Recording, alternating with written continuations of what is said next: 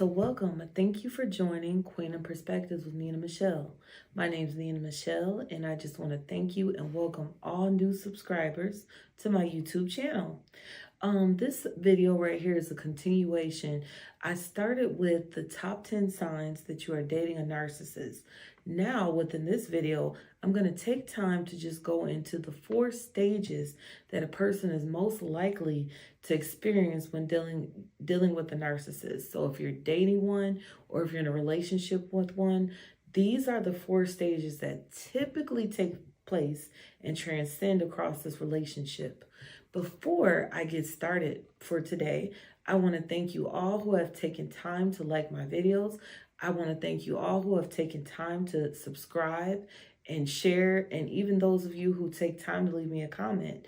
I just ask that you will be so kind again, if you are new to this channel, and if this is your first time, to take a little bit of time just to press the like button. And then if you can be so kind to subscribe and then click on the bell notification in the corner, so then you'll always be notified when I post new content. And once again, this channel is going to produce Christian content.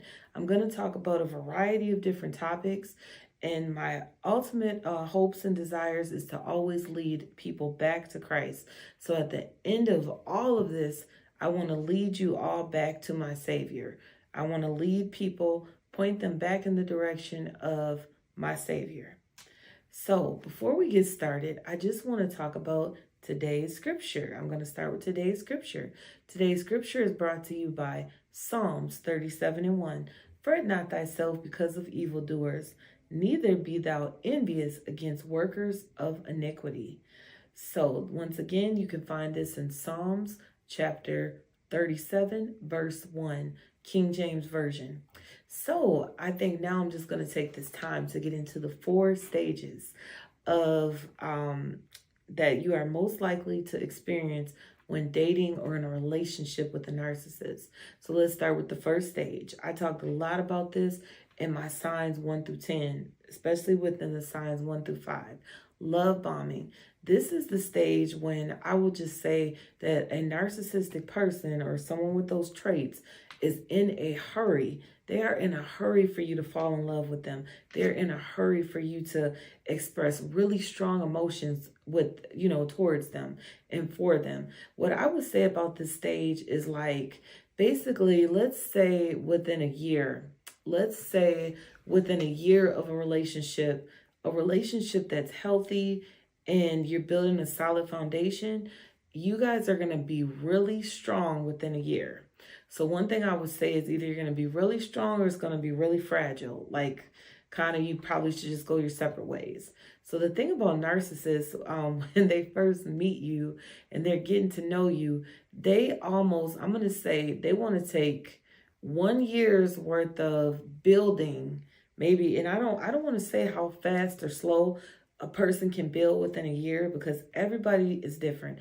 Every person is different. Every relationship is different. But what I will say is they'll take 1 year's worth of content or 1 year's worth of building and investing, and they want to cram all that into maybe 3 to 6 months oftentimes. Typically, I say it 3 months. I give it about 3 to 5 months, because the reason why is because during the love bombing stage, this is the stage where they are showing you a representative. You meet their representative. The representative is typically gonna be someone that you're gonna that you feel like, oh my God, I feel like I've known you forever. Why do I feel like we have so much in common and I just met you? Like, you don't even know why. You have no idea why you feel like you have so much in common with this person. But that is typically, one of the things that happens. Okay, this is the stage where I'm going to say, if you don't have your guard up, so I have to be very clear, for most people that don't have their guard up, and this is why it really takes the discernment of God. It really takes God's discernment to keep you from just letting your heart go and letting your emotions just suck you in. Because basically, when you are dealing with a narcissist who's moving fast and furious, your emotions tend to run you. Your emotions take over and you're like, oh my God, I just like them so much. And, you know, like, let's say you like them so much because they're really good looking, like they're so handsome. Oh my God, you know, this is just what you wanted. They got the best body, you know, they got the abs, they got the biceps, they got the face, and they dress nice. This is everything that you've been wanting. So you find yourself, you know, it's like, well, even if they don't treat me totally the way I want to be treated, I'm going to stay here because this is what I always wanted. You know, I just want to say when I was younger, and I think most people, when you're young, you're so superficial. You know, you want the finest person on the planet. And if they don't look good or they don't look a certain way, you won't even entertain it. And for me, I was always, I'm just saying, especially when I was young, and not that, you know, it's not that I don't still have a thing for people who look good, but I always was like stuck by the looks. So it's like, if they look good enough, I'm like, I don't care. I'm going with it. I'm going with it. I'm putting up with anything and putting up with unnecessary things because they look good. They look how I want them to look. So like I said, when you're in the love bombing stage and if you meet a handsome, super handsome, charming narcissist, this is going to be someone that probably says all the right things.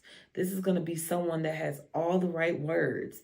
But one thing that I will always encourage you and tell you to pay attention to is pay attention to the actions. Because I remember, you know, the love bombing stage of one of my previous relationships, this person was saying all the right things to me. I promise you, they were always saying the perfect things. But it was something, I just couldn't explain it. Now, at this time, I was not filled with the Holy Spirit. So I'm just prefacing who I was and how I was in these relationships before I came into my deliverance. Before God delivered me from all this cycle and pattern of trauma bonds, this is who I was at that time. So it's like something was just like nagging me. It was nagging me in the gut. And I just kept saying, something doesn't feel right. Something doesn't feel right. And, you know, I just kept telling myself, they're saying everything right, but I don't know why. I just feel like I can't trust them. I don't know why. I'm just not sure about this, even though they're saying the right things. So when you're in the love bombing stage, they tend to say the perfect things. Sometimes do the perfect things. If I'm going to say, especially, so once again, I'm prefacing before the Lord delivered me and gave me a new mind, okay, and a new heart. So I'm not encouraging people to do things that I'm naming in this video. I'm just giving you examples of some things that happen. So even at the time in the love bombing stage, like let's say it's a back massage or a foot massage. This person is giving you massages. They're attentive to you. They're kind. They're making sure that they check on you. You're getting those text messages all throughout the day. You're getting those, I'm just thinking about you text messages. Baby, I miss you. Can't wait to see you tonight. You're getting all that type of interaction. But, you know, all I could say is this is the stage where, like I said, they're giving you the best that they got. So unfortunately, the representative is giving you something that you're never going to get back again. But once again, so love bombing stage, if you are someone that falls quick, fast, and hard, oh my God, you're going to be messed up because you will be deceived is really what I'm going to say, is because you're going to be giving your heart to the wrong person. You're going to be giving your heart to somebody that has no intentions of loving you the way that you're supposed to be loved. And that's really the best way to say it, because in that love bombing stage, like I said, they're in a hurry. It's like this person is laying it on thick. They are telling you how beautiful you are, how special you are, how awesome, how wonderful you are. They're spending copious amounts of time with you. They are sacrificing sometimes if they have to. Like, even I was in a relationship that the person lived in the same state, but we didn't live in the same town. So they lived like, you know, let's say an hour away. And, you know, they would do things like drive up every weekend and sometimes even drive up during the work week. Like if they wanted to meet me and just come have lunch, they would take that hour drive. Like they was really showing me how special I was. I'm talking about the best treatment. You know, they just kept telling me, I want to marry you. You're going to be my wife. And, we're going to do this. We're going to do that. We're going to build together. We're going to have a house. Like, we're going to buy a house together. Like all these things. Like one thing that I will say to you that will really, allow you to get overtaken and allows you to be really deceived within this stage is because what happens is you're giving yourself too soon. So you haven't properly vetted this person. You haven't actually given them the time to prove that they are who they say they are and that they have your best interest at heart. You haven't taken time to do that. Typically what you're doing is you're going with the flow. You're going with how you feel. You're going with how they treat you or what they say. And, so let me say that if you are dating someone that is a really good person, or you're in a relationship with a really good person and they do some of these things like, hey, they are treating you really good. How you're going to know the difference between them and a narcissist is because they're not going to change up on you. It's not going to be temporary treatment. It's not going to be temporary thoughtfulness. It's not going to be, well, I took you shopping, on week 2 because you were down in your spirit. So I want to lift your spirit up. I took you shopping. Now, don't expect that again. Because there is no more where that came from. You know how they say there's more where that came from? With narcissists, it's like that's it. You got it. Whatever they did for you, you better appreciate it and hold on to it. So once again, in that love bombing stage, like I said, this stage feels really good typically because you oftentimes feel like you can't get enough of the person, or you're enjoying this time and this attention you're getting, especially us ladies who haven't been in a relationship in a long time, and you feel like you're just happy to have someone that sees you or appreciates you, and you feel like this is going to be your person. That is why it's so easy to get caught up in their deception. You're spending so much time with them, you feel like you love them probably too quickly. I'm not here to ever police and tell someone how long it takes to fall in love, because I don't have a recipe or a formula. I can't say it takes this amount of time to fall in love, and I can't say it takes this amount of time to truly know someone. But what I will say is within 1 to 4 weeks, it's going to be really hard to be in, I'm talking about that deep love that doesn't fail. That agape love that, you're going to love them indefinitely. That type of love, I would not say you would achieve that within 4 weeks or less. So let me just say that. I can't say how long it takes, but I know it's something that you just can't rush. It's something that it needs its time. It needs time. It's just like, when fruit is growing on the tree, it needs its time before it becomes ripe. Like you can have a banana, for example. Like let's say the bananas are green. They're super green, right? They're that dark kind of that dark green. It's like that banana is still a banana. So it's presented itself and it's fully ready, and there's some fruit on the inside that will taste delicious. However, when you try to eat that banana and it's super, super, super green, like, as green as it gets when they're not ripe, it's like you try to eat that prematurely. It's not going to taste good. It's probably going to be hard. It's not ripe. It's not going to be as sweet as it's supposed to be. It's just not going to be right. So it's the same thing with love. You can't hurry love. You can't rush love. And no matter how bad you're like, I don't care, I'm making this relationship work. I'm going to do whatever it takes to make things work.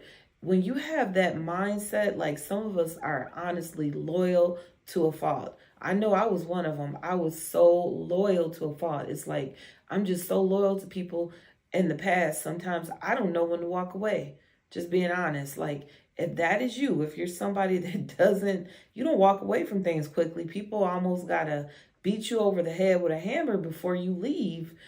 You have to pay close attention to these signs. You have to be very careful because like I said, their representative is showing you the best of of who they want you to believe that they are. Their representative is making you feel so special. You feel loved. You feel happy. And let me just say, you know, also during this stage, it's like typically you're introducing them to family, friends, and you know, in the beginning, it might start off good, it might start off bad. I mean, like what I'm saying by that is your family and friends may not be as vested as you are. So even though they've been introduced, you know, properly introduced, and everybody is, you know, getting to know one another, you are falling. You're falling quick, fast, and in a hurry for this person, and they're acting like they're so smitten with you, but your family and friends are kind of telling you, be careful, proceed with caution, proceed with caution.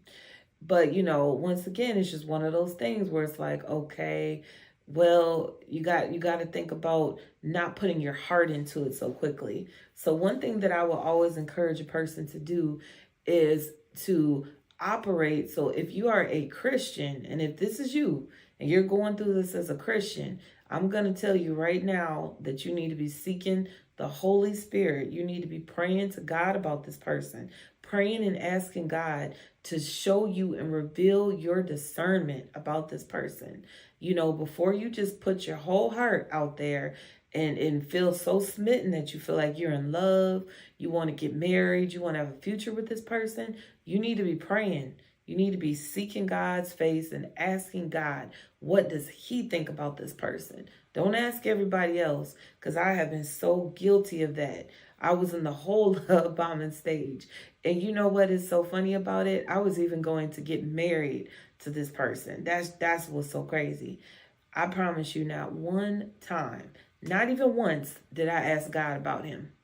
Because I knew deep down in my heart and my spirit that God was not pleased, that God was not going to fully approve of this person. You know, I would ask almost anybody, but I didn't ask my Savior. I knew he didn't approve of that. So let's get back into this love bombing. So, you know, once again, like I said in a previous video, you're actually most vulnerable because you're divulging, you're sharing your deepest, darkest secrets, you're sharing maybe what hurt you, you're sharing all sorts of things with this person. And once again, you haven't allowed them to prove that they can really be trusted. You haven't allowed them to prove that there's no red flags, and you haven't allowed them to prove that they are who they truly say they are. But you're sharing all these things about yourself. One thing I will say as a point of caution is that when you are dating a man or getting to know someone, definitely talk, definitely share things about yourself, but share it with reservation. Like, let it build up. Like, let's say you all been talking or dating for a month or two. You know, you should gradually start telling them more and more things. Don't give a man your life story within the first 30 days. Do not tell a man every trauma that you have experienced within the first 30 days. That's all I can do is advise that, because I have made that mistake, and that mistake can cost you a lot. So if you can, avoid sharing every single thing that has happened to you in life as a child, throughout your childhood, or even in your adult relationships with someone you just met. You can share little things. You can share, you know, pieces here and there while you're single. But once again, don't divulge all of your trauma and every single thing that you've been through too quickly. So once again, I think we're going to get into stage number 2. I'm trying not to make this video so long. I'm trying not to make it so long that you all are like, oh my God, I just wish this could be shorter. So devalue is stage number 2. So when I think about the love bombing stage, so just to kind of rewind us, that was the stage that I felt so happy. You know, now let me say this. I did see red flags, no lies. I did see inconsistencies. I did see that the person was lying, that there was things that they weren't being truthful about, and I discovered it. Just being honest, I saw it. So I wasn't oblivious to it, but it still happened to be the stage and the time that I felt most happiest. Just to try to describe it. That's the time that we spent the most time together. That's the time that I feel like our bond was the strongest, whether it was watching shows together, movies, that type of stuff. We were spending a lot of time together, which means this person was growing on me, okay? So it doesn't mean that they were ever fully righteous towards me. Like, we weren't going on a ton of dates. We weren't out on the town. We weren't even doing the stuff that I wanted to do. But I just felt happy. I felt content. I felt like if their situation got better or if it changed, that they would treat me better. So that's almost, just to kind of sum that up, that's like falling in love with potential. I felt like if things got better for them, then it would get better for us. But lo and behold, I was wrong. So let's go on to devalue. So I'm going to say for maybe months 1 through 3 or 4, for the most part, things were going okay. They were still showing me lots of affection, lots of attention. I was still getting all that time. And, they were still making me feel what I felt was, special enough. We would have some conversations. But during this devalue stage, this is when I'm going to say the light switch just turned off. It's like all the lights were on, everything was going well. And then all of a sudden it was like somebody turned the lights off and they just said, the party's over. It's like, everything. If I have that analogy backwards, excuse me, all the lights were off for the party, and somebody turned the lights on and said, everybody got to leave the party right now. The party's over, right? That's really what I mean. So this is when it's like I felt like the party was over. They start acting weird. Like that meme, why are you being weird to me? They just start being weird to me. And I hadn't done anything. I wasn't doing anything different. And it's like they just start being icy on me, like acting funny, not contacting me as much, When we did talk, they didn't have that much to say. When they did come over, it might not have that much to say. So they would act like they were still invested, but it was just like a stark change. It was like, man, like what's going on here? Like, I don't even know why they're acting so weird. So then I start having second thoughts, I start feeling dumb. Just to kind of rewind it a little, within the love bombing stage, they asked me, and I don't want to say just asked, they literally begged me to be in a relationship. This is within the first month of us dating and meeting one another. They asked me to be in a relationship. If I had followed my first mind would have said no. My first mind said no. My first mind actually didn't agree to this at first. But then after the constant pressure, the constant badgering, I went with it. I'm like, okay, fine. They're saying, I'm so special and I mean so much to them. Maybe, we can just give this a try. Doesn't work out, I'm not really putting my heart into it like that. So when I say I'm not putting my heart into it, I have learned through enough experiences dealing with narcissistic persons not to fully put my heart into it, as in give them my heart, fall in love, and give them the space to break my heart. So, even though I was still, committed in dealing with a narcissistic person, I still had enough sense to not fall in love, if that makes any sense. So then the next thing I would say about the devaluing stage, they start acting weird. They weren't acting like they really wanted me anymore. They weren't acting like they really valued me. And then when I would confront them on it and just tell them, like, hey, what's going on? Like, what caused a sudden change? Do you still want to be together? Maybe you don't want this. I'm saying all these things are like, let's keep it real. Let's talk about this. They would act as if, no, yep, I still want to be here. Yep, I'm happy with this. And yep, I'm just fine with how things are going. Yep, I'm still happy. But it's like their actions showed that they were not happy at all. But they would pretend as if they were still happy.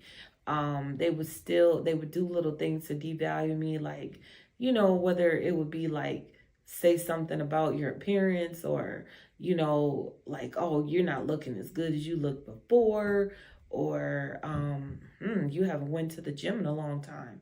You haven't been to the gym like you used to, just little things like that, to kind of put you down. I'm trying to think of some other things that a person has done when they're devaluing you. They basically don't, I'm going to say this, in the love bombing stage, it's almost like they put you on a pedestal. So when a person puts you on a pedestal, that means they've elevated you. And once you're elevated and they put you in the devalue stage, then now they've taken you off the pedestal and now they basically are putting you on the ground. So that's the best way to explain it. You went from the pedestal and now you're on the ground. So it's not making sense. It's like, well, what caused this? So like I was saying, within the devalue stage, oftentimes they will just say things to you that are kind of like, little snide remarks and snide comments that kind of just say that, I don't appreciate you as much as I used to, or I'm just not feeling you like I used to. And even when they devalue you and you feel like you have the strength, like sometimes, if this happens within the first 3 months or the first 6 months, if your heart's not fully in it, you might feel like you have enough strength to actually boss up on them and tell them, well, I don't want to be in this no more. I don't want to be a part of this. And then they'll let you know, they'll give you, some kind of cold, callous answer like, well, if you don't want to be here no more, you can walk. We can end this right now. And that's when your heart comes in. That's when your heart strings are being pulled. Because once again, typically, now I'm not speaking of people that are living saved and, devoted their lives to God. So I'm talking about when you're in that stage that either you're backslidden away from God or you have never made up your mind to fully dedicate yourself and your body to God. So once again, like I said, oftentimes they're in a rush to become intimate with you. You've already been intimate with them. They have control and manipulation over you because they have your body. And because you're giving your body to this person, they are pulling at your heartstrings. That's why when your mind is telling you leave, skedaddle, walk away, cut all your losses right now. Your mind is telling you that. Your heart is saying, no, stay here and see what the end could be. Stay here. This could be beneficial. This could turn around. They might start treating you the way they did in the beginning again. Just stay a little bit longer. Hold on. Your change will come, which is true when you're in Christ, but it's not true when you're dealing with a narcissistic, demonic personality. That's not true. Your change is not coming with them. It's not going to get better. Holding on, being nice, being empathetic, being patient, loving and kind doesn't pay off with them when you're going through this. So once again, with the devalue, they start to nitpick with you. They start to argue with you. Like, you guys are getting into it for little or nothing. And these are things that maybe weren't happening as much before or at all. And then also one thing I could say that I vividly remember when I was being devalued, and this was really awful. So me and this person were out of town together. I was on a work trip and they just like accompanied me to the work trip. They were actually in another state, but they drove from the state they were in to come meet me. Like, oh, we're going to spend some time together. We haven't seen each other in like a month, but we're supposed to still be in a quote unquote relationship. So during that devalue stage, what I noticed, one of the first things is they start talking really disrespectful to me. They start talking real slick.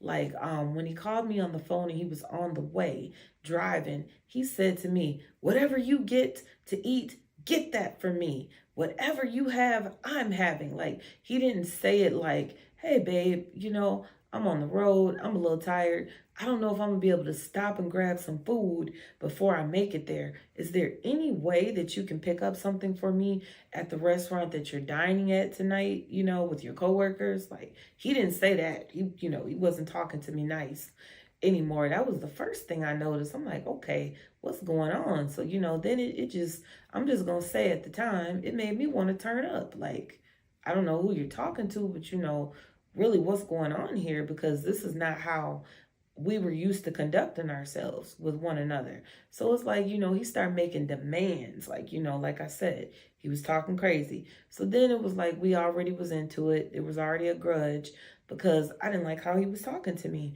And then I also didn't understand how someone that's driving from another state couldn't pull up to a fast food window and get themselves some food. I just didn't understand it. So we already weren't on the same wavelength, we'll just say.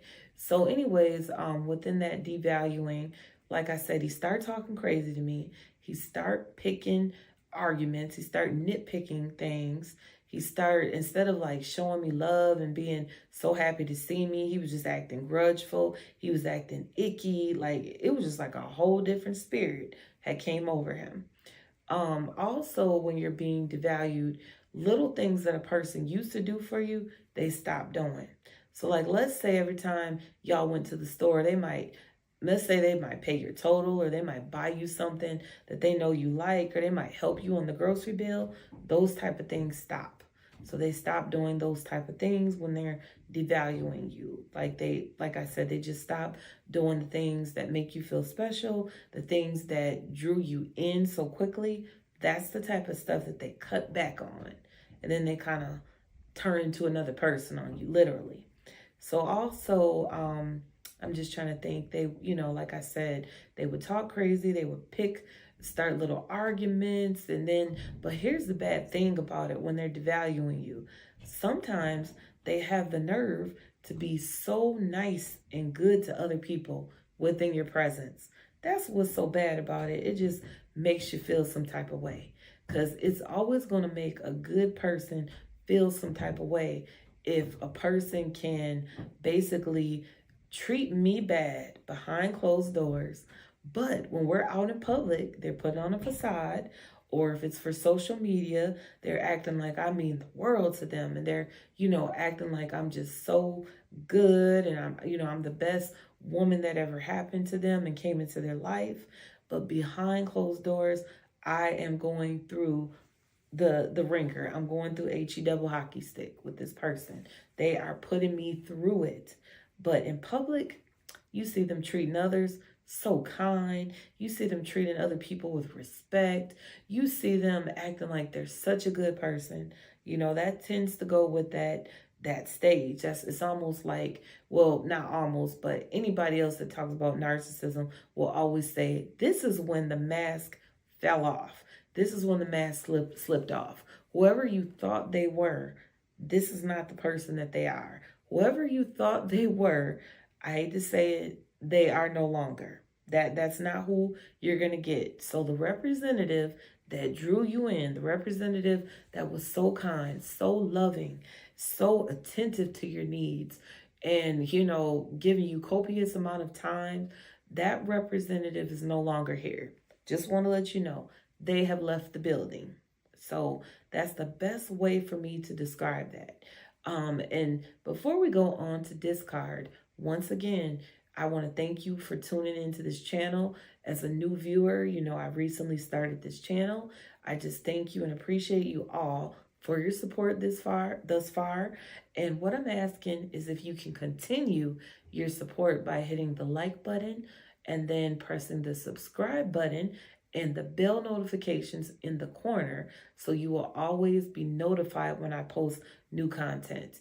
Another thing that I forgot to cover is that new content is going to come out on Thursdays. So you can typically expect a new video from me every Thursday, at least one video, if not a few. So thank you again. And then we're just going to go right on into discard. So when we talk about the stage of discard, wow, you know, this stage is, I'm just going to tell you, this is the stage that almost feels like betrayal. The reason why I say that this stage feels like betrayal is because it's like you have been putting up with this narcissistic person. You have been dang near hanging on by a thread. Like, you know, it's been getting bad. You probably have been arguing more. You've been having more disagreements. They've been showing more of themselves. They've been doing things that you just don't like, things that you don't want to tolerate, things that you're like, you know what, I can't even see myself going forward with this. But then, so that's your mind. Your mind's telling you all the right things, even your gut. But somehow, when your heart enters the building, the heart says, be patient, give them some time. You know, everybody goes through tough times. Everybody has difficulties in relationships. Relationships are tough.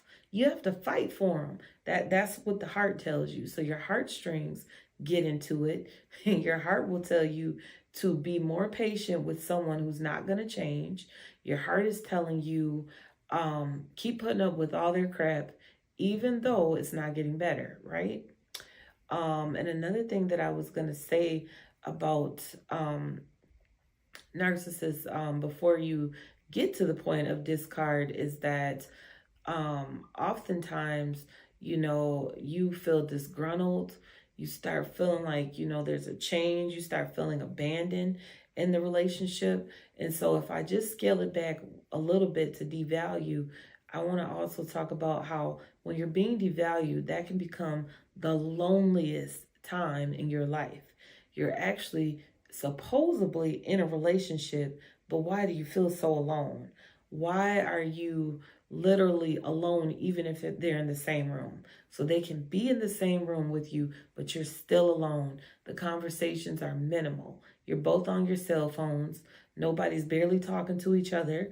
And even when you try striking up a conversation, they just don't have that much to say unless they're being critical, you know. They just don't have that much for you. So, you know, it's really hard because it's like, wow, you know, it can be the loneliest time.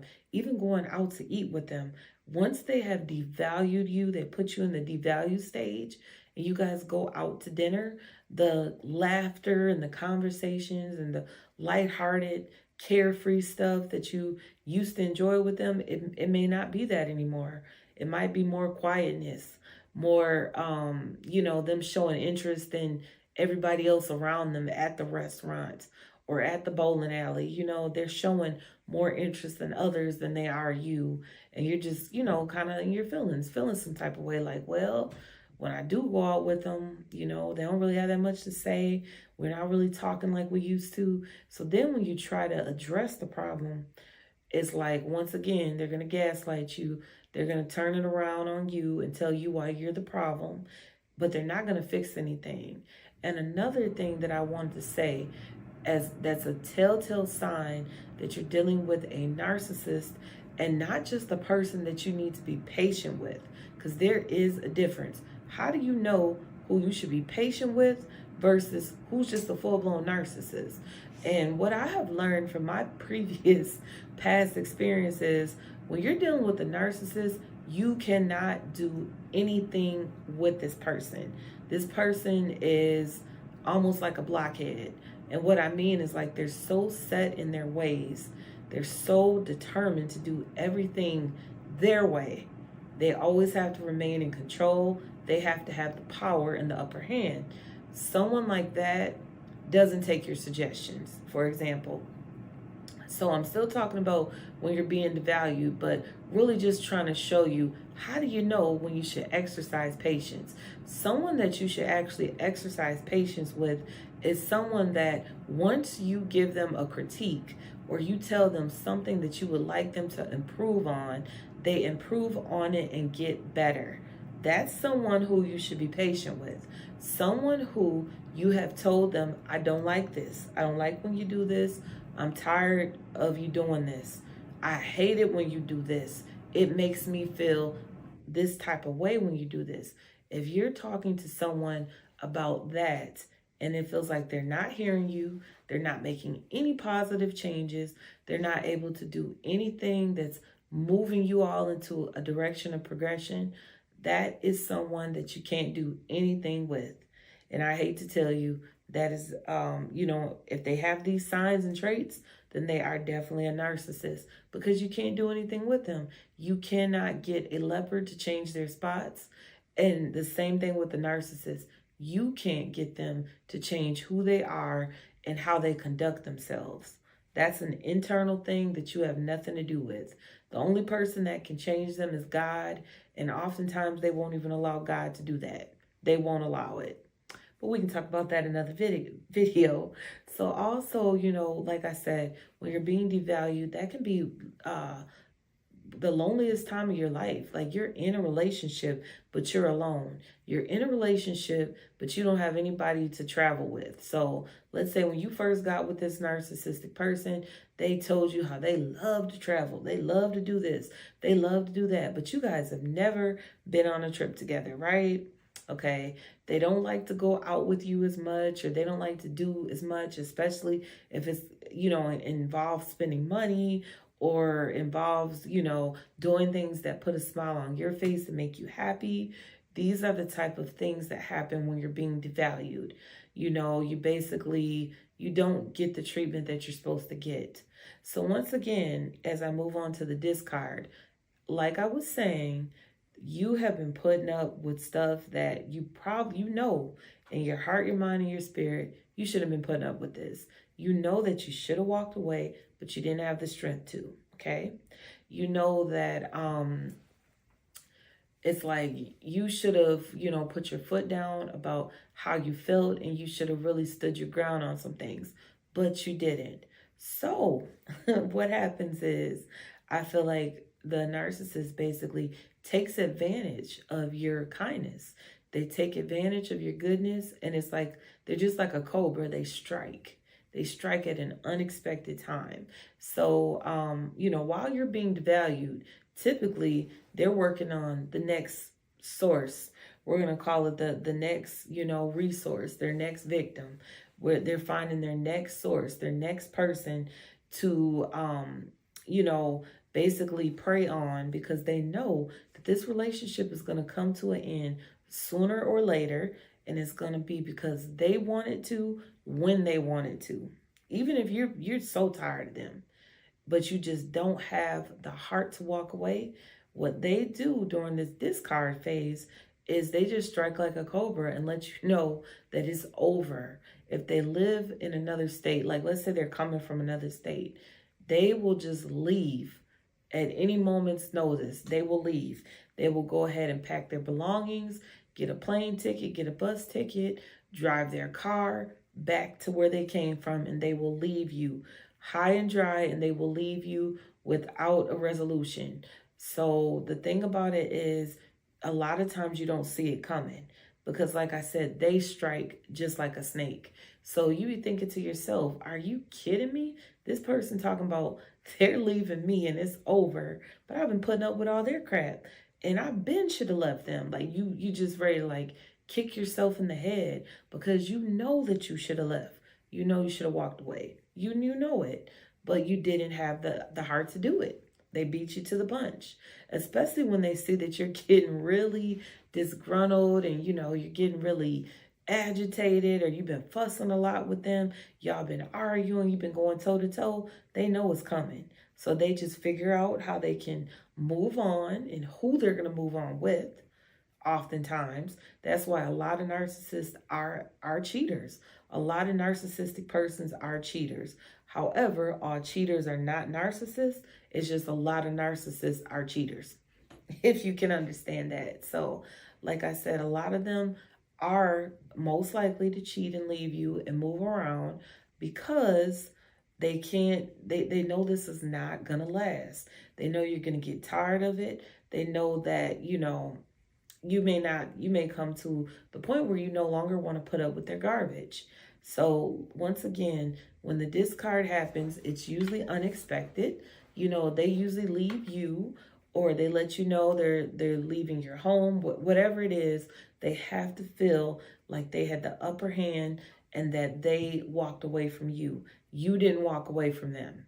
So all those times, especially once a person moves into your home, all those times that you were contemplating saying, today is the day I'm putting them out. Today is the day they're going to have to find somewhere else. But for some reason, you allowed your heartstrings to lead you. You allowed them to pull at your heartstrings. So you said to yourself, I don't want to hurt them. I don't want to hurt their feelings. I don't want them to be out here homeless. I don't want them to be out here with nowhere to go. So I'm just going to cool out on the issue and just keep going with the flow, and make my plan, my exit plan on how to leave this, right? But once again, you're being strategic, but you're being kind, you're being empathetic, you're being loving, you're being patient. While you're doing all that, they're making their next move, their best move. They're planning, they're plotting, they're getting out of this thing before you can say bye-bye. Before you can say bye-bye, they're going to be telling you bye-bye. So the discard, that is typically a difficult time for a person because you didn't see it coming and you should have left them before they left you. But somehow they dumped you. So, they love having the upper hand and being able to say, I'm the one who ended the relationship. I broke up with them. They love that. That's something that they take pride on. So let's talk about the last stage, the Hoover. So here is the very last stage. The very last stage of Hoover is, I'm just going to say, let's say that you have healed. Let's say after they discarded you and moved out of your home, or you all broke up, or they called it off, they moved back in with their parents or their relative. This is going to be the stage where you feel like you are fully healed. You feel like, oh my God, I'm feeling good about myself. I've been at the gym. I'm working out again. I'm back to myself. I'm really starting to feel like myself again. And even let's say you even start dating someone new, okay? And they heard you're out here looking good, doing good with someone new. You done leveled up, financially, spiritually, mentally, whatever. This is their time when they have to try to make their presence known and they want to attempt to come back in your life. They want to spin the block on you now. So this is the stage that I would say I used to be so foolish throughout this stage. It didn't matter if I broke up with them or they broke up with me. I always knew, because I knew that I was a good woman to them. I always felt like their punishment is they're going to miss me. Their punishment is they're going to try to get back with me. They're always going to come back. They always come back. I didn't have any exes, in all honesty, that I could say that did not try to come back, that did not try to spin the block on me. So I used to take pride in, and it was a false pride, but I was taking pride in a person hoovering me. I had no idea that that's what I was dealing with, because I'm going to say, especially before 2015, most of us were not using the word narcissist. Most of us didn't even know what that was. It's not that we never heard of it. We just thought it was someone who was in love with themselves. And I'm going to say most of us didn't have a term. We didn't have an actual proper term to put on to describe the treatment and the signs that went with the demon behind this personality, the demonic character that accompanied these personality traits. Most of us just didn't have it. So I would say at least 2015 and later, we have been talking about narcissists and narcissism around the clock. Before then, a lot of us just thought we were in a toxic relationship, which was true because it was toxic, but we didn't have a name for it. We couldn't pinpoint that it was narcissism. And here's the signs that go with it. We just thought I'm in a bad romance. It just was bad. They were toxic, they were trash, but we just didn't know what was the root cause of it. So once again, when I was talking about spinning the block, so what I would say is when you've moved on, you're healed, or you feel like you're healed, you feel like you're delivered from them, the best thing to do is to cut them off, to cut off their contact. That means take them off of social media. That means block the phone numbers from your phone. But one thing that I'm going to talk more about when I get into the narcissistic abuse in another video is how they always have someone around them that's watching you. It's always going to be like a best friend. It's going to be a relative. It's going to be somebody within their circle that they want to maintain access to you. And they want this person to maintain access. So when they do Hoover, they can ask, oh, so has she been posting a new man lately? Or does she have anybody? Oh, no.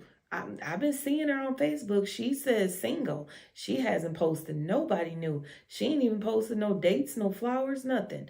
Okay, so then they can figure out how to reach back out to you and check your temperature to see how are you feeling. Oh, okay, let me check the temperature and see like if I'll have a chance, I want to see if she's being kind or is she cool on me, how's she feeling about me. So like I said, within the Hoover stage, this is the stage where they have to come back around. They have to make their presence known. They want to act as if they are desperate to be back with you. They're desperate to have you back in their life. But what I really want to tell you is the real motivation behind this stage is not because they're desperate to have your greatness back surrounding their presence. It's because typically there are some things that they are missing. So they miss access to your resources. They miss being able to drive your whip. They miss being able to have a stable place to stay. They miss that, you paid for all the groceries and you cooked all the meals. They never had to worry about going without a meal, or not having lunch because you always handled those things. They miss the things that you were doing for them. They miss having access to everything that you did for them. It's not you that they miss. It's not your greatness and the beautiful person that you are inside that they actually miss. And once again, like I said, with the Hoover, they may make several attempts to try to rekindle something and to try to get back together. It's not just once. And also, I will say, if they find out that you are still single or there's not somebody there that's going to try to confront them, they may even pop up at your place. If they know where you live and you're not, you don't have your parents living with you, or you don't have a bunch of relatives that are going to say, get lost, beat it, they may just pop up at your house unexpectedly to try to talk to you. So one thing that I will tell you that I will advise and share during this phase is, for one, I always say, especially within my right mind, the right mind of Christ at this time, don't let anyone spin the block on you. That's first and foremost. Second of all, one thing about a narcissist, a person with this demonic spirit, is the bad thing is when they spin the block on you and try to entreat you to get back into a relationship, they are entreating you because they actually want to make you pay. So first they want access to the things that you were doing for them, and then they also want to punish you because you left. They want to punish you for leaving, or they want to punish you because they discarded you. They discarded you. They felt like you were trash. And now they're back to say, let me roll the trash up and take it to the, basically, and take it to the lot. Now we're going to take the trash to the big lot where all the rest of the trash is. They got to finish off the job. Whatever they didn't get to do the first time around, this is their time to do it all. They got to fully break you down. If they didn't fully demolish you and tear down your spirit, your peace, destroy your peace and your joy, the first time around, this is their time, just to let you know. So when they're hoovering and they're begging, baby, I'm begging, and I just need just one more chance, they Biggie Smalling you with, I just need one more chance. I'm going to be right. I'm going to do right. And then another thing is, oftentimes when they hoover you, they apologize. They seem sincere. They seem genuine. They actually say all the things, all the right things. And some of them do, and they will say all the things that you were waiting to hear. So like, let's say they know that they didn't treat you well. They know that they, they basically isolated you, or they iced you out. They wouldn't take you out in public. They wouldn't invite you. They wouldn't do certain things. We'll talk about the narcissistic abuse in another video. What they will do is bring up what they know that they did wrong and make it seem like I am taking accountability and I'm owning up to my mistakes. But here's the trouble when you are in the Hoover stage with them. You're contemplating if you should give them another chance. You're contemplating if you should be foolish or not and take this person back, right? You're now in your right mind, there should be no contemplation. If you just think about how you felt when you were with them and how they treated you, especially towards the end, there should be no reason to even consider this. But that's where the heartstrings come in again. If you're not fully healed and delivered, you're going to contemplate whether you should take them back. So once again, when you think about it, I would just say, don't, if you can, avoid it at all costs. Don't take them back. Shut down their attempt to meet, because a lot of times they want to meet or they want to see you face to face, because that's how they check the temperature. That's how they feel like they can manipulate you, how they can sweet talk you, and, basically try to swoon you back into their good graces, and convince you that they have changed. And one of the last things I'm going to say about this phase of Hoover, where they're spinning the block and they're, making every desperate attempt for you all to get back together and rekindle this thing before they get frustrated and give up and mad because you're not stupid and you're not going. All I could say to you is during this phase to stand strong. Stand your ground, stand strong, and follow their actions and not their words. Do not, I repeat, do not allow them to just come back into your life and not prove through their actions that they have truly changed. Because one thing about most narcissistic persons is they're not going to want to hear you bringing up the past. They hate that. They hate when people bring up the past. They hate when people bring up something they did yesterday. Okay? They could have just did it yesterday. They don't even want you to bring that up. They want you to act like it does not exist. It didn't happen. Yeah, I cheated, so what? We're over that. We're beyond that. Move forward. I'm moving forward. So basically, they don't want you to hold the past over their head. They lack empathy when you're telling them, I'm still not over it. I'm still not trusting you after what you did. They lack empathy. They don't have the ability to feel how you're feeling about the situation. They just keep telling you, well, you should just trust me and get over it. I'm a new person. That was then, this is now. It's that type of spirit. So, once again, make this person show you through change behavior, which is going to be dang near impossible with a narcissist, because even if they have changed behavior for 2 days, 2 weeks, 2 months, whatever, it's gonna end, because the first thing that they're gonna do is they're gonna get mad. They're gonna get big mad at you, and they're gonna treat you bad when things are not going their way. When they see that you're not going, or that you're not falling for the same stupidity and the same ignorant things that you used to fall for, they're gonna show you that they're not, that that they're so disgruntled. They're gonna be so upset, so frustrated. And that's when they're going to feel like, forget it. I'm wasting my time. If they see that you won't let them in quickly, or that you're just not all madly in love with them again without reservation, you're not guarding your heart this time, you're not moving without caution, that's when they get really frustrated. So, all I can say is, if you're somebody, you're a really good woman, or you're a really good man, you're a good person, and you look forward to toxic exes coming back in your life to spin the block on you, you have to evaluate. You have to evaluate where your thought pattern is coming from and why that is something you enjoy. Because once again, like I said, for me, that was a trauma bond. That was trauma. Like, I don't know what was wrong with me, but that was definitely a traumatic bond that I had with people, because there's no reason on earth that I should be looking forward to someone toxic coming back just to beg me for another chance and show me that they miss me. Yeah, people show you they miss you with emotions. They try to show you they miss you with intimacy, but it means nothing. If they're not going to treat you right, they're not going to have changed behavior, it means nothing. So once again, I just want to thank you all for taking time out to listen to Queen and Perspectives today with Nina Michelle. I thank you for staying tuned for this episode. I have some more great episodes coming up.